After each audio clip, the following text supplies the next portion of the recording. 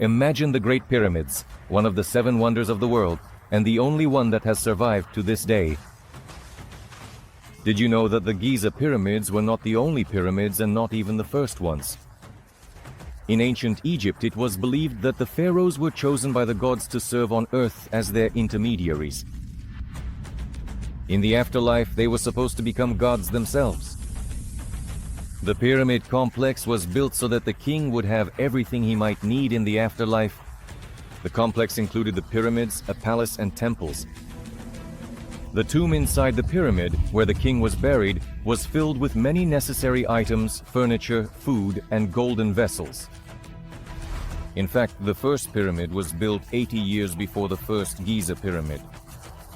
There were about 100 of them in total.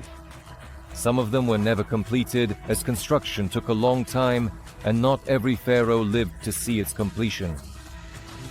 And now let's talk about the structure itself. The tallest of the Giza pyramids is as high as a 40-story building. How was such a massive structure built 5,000 years ago? Long before the advent of machines and other technology. Let's break it down.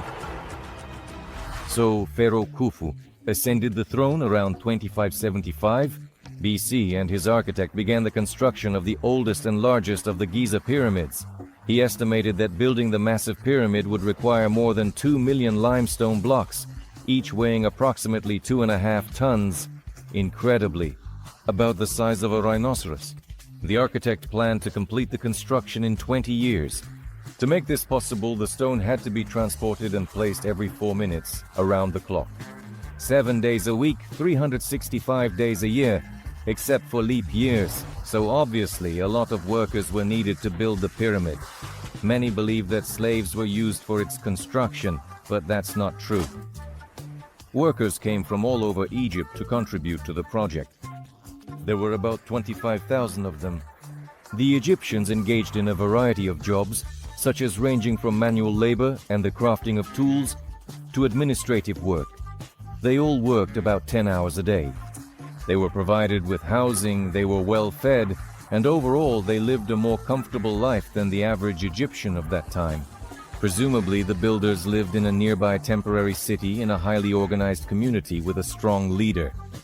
It seems that the pyramids were designed to align with the points on the compass, and their sides symbolized the rays of the sun. But back then, there were no compasses. The ancient Egyptians determined direction themselves, and with astonishing accuracy, to align the pyramids, they used 2 constellations. The construction site was located on the west bank of the Nile River. This had symbolic significance as the sun and life set in the west. The second pyramid of Giza was built for Khufu's son, Pharaoh Khafre. It's a bit smaller, but it houses the famous noseless statue of the Sphinx. Of course, it originally had a nose. I would tell you what happened to him, but this mystery is still unsolved. The Sphinx has the body of a lion and the head of a man. They were considered guardians of important places. This famous Sphinx has the head of Pharaoh Khafre and guards his pyramid facing the rising sun. The Sphinx is one of the largest and oldest statues in the world. Originally, it not only had a nose but was also painted. Scientists have found traces of red color on its face, so it's likely that the Sphinx was painted red. There are also remnants of yellow and blue colors on its body. The statue was definitely colorful.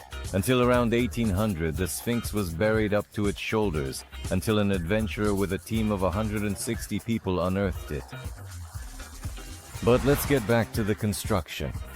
The workers, of course, needed stone blocks. There were 2 main places where people could quarry them. One source was located not far from the construction site, but the yellow stone was only suitable for the interior finishing of the pyramid. Limestone blocks for the exterior finishing were delivered from 13 kilometers away on sleds that were 3 meters long. Apparently, it wasn't difficult to pull them. The sand, mixed with just the right amount of water, was quite slippery, and 10 people could move the sled even with such a heavy stone. Surprisingly, it turned out that separating a piece of limestone wasn't such a big problem.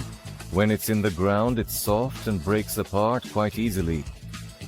But when exposed to air, limestone hardens, so the most challenging part was shaping the blocks correctly. This stage was extremely important, as even the slightest weakness could lead to the collapse of the entire pyramid. So the limestones were quarried, transported on sleds, and shaped. What happens next? How can they be set in place? This still remains a mystery. Archaeologists have discovered remnants of a ramp system that dates back to the time of the pyramid construction. Thus, historians have concluded that the Egyptians likely developed a unique system of ramps for moving the enormous stone blocks. The most common belief is that there were several ramps around the pyramid. There was probably a central ramp with 2 staircases on either side of it, built on top of the stones of the pyramid. Ramp up, as the pyramid got taller, perhaps people climbed the stairs, pulling the stones on wooden sleds. But that's just one possibility. Other experts claim that the ramps were located around the pyramid, and some believe that the ramps were inside. Perhaps we will never know, and it will forever remain a mystery.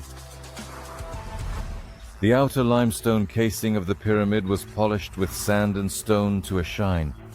At the top there was a stone made of gold and silver that shimmered over Egypt like a second sun. That's how it all was 5,000 years ago. Now about the interior decoration. Surprisingly, there's almost nothing inside the pyramid. Most of it is solid stone with very little open space. But let's take a look inside. There are 2 staircases from the entrance. One goes down, the other goes up.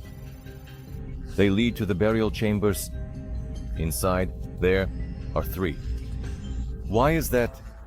Obviously, at least one burial chamber had to be ready throughout the construction in case the pharaoh passed away before the work was completed. So, the individual chambers were built one after another as the construction progressed. The last of them was the main one. It's called the King's Chamber. It is here that Khufu rests. This is the largest room in the very center of the pyramid, and it is accessed by a large passage.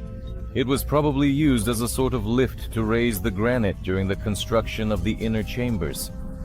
Granite was also used to make the 5 tiers of support beams so that the pyramid wouldn't collapse.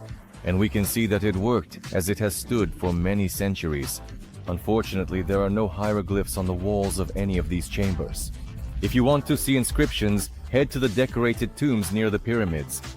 These works of art depict the culture and daily life of ancient Egypt. Through the texts, researchers can study the language and grammar of those times. The treasures that were once in the pyramids have been stolen by people. Inside the pyramids, there are also many secret tunnels and passages. But even today, no one knows the complete layout of the internal chambers. For many years, scientists have been sending small robots with cameras inside, but we still don't know a lot about the pyramids. Now researchers are trying to use X-rays to scan the pyramids from the outside without going inside. It's amazing, but the ancient Egyptians created a mystery that no one can unravel. It's been 5,000 years,